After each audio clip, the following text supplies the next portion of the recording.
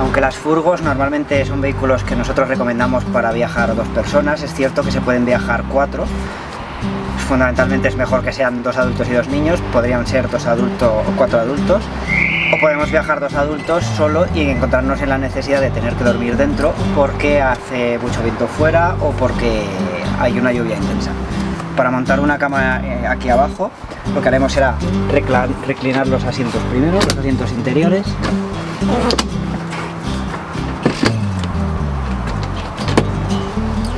Y localizamos la cama en la parte posterior de la furgo. Levantaremos la primera parte de la cama y encontraremos 2 cintas debajo. Lo que vamos a tener que hacer es mantener apretada la primera mitad, la mitad más hacia la parte hacia nosotros de la cama, localizar la cinta del fondo y estirar de ella. Acompañando el movimiento, estiraremos todo hacia nosotros.